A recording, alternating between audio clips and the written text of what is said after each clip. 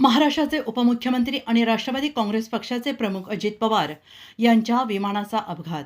महाराष्ट्राचे उपमुख्यमंत्री आणि राष्ट्रवादी काँग्रेस पक्षाचे प्रमुख अजितदादा पवार यांचा आज 28 जानेवारी 2026 रोजी सकाळी विमान अपघातात मृत्यू झाला आहे.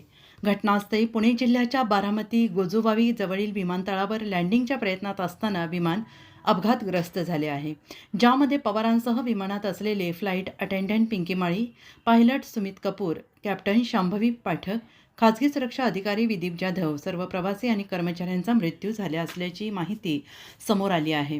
विमान चार्टर्ड लेअरजेट 45 हे मुंबईहून बारामतीकडे जात असताना लँडिंगच्या वेळी तांत्रिक अडचणींमुळे विमानाने संतुलन गमावले आहे आणि रनवेजवळ क्रॅश झाले.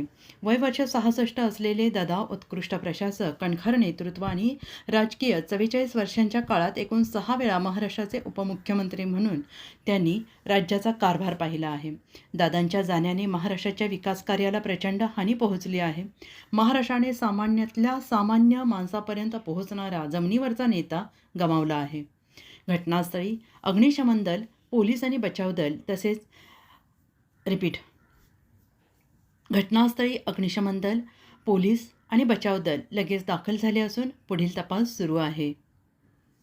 अजिंक्य महाराष्ट्र न्यूज आणि सर्व टीम दादांना भावपूर्ण श्रद्धांजली अर्पण करत आहे.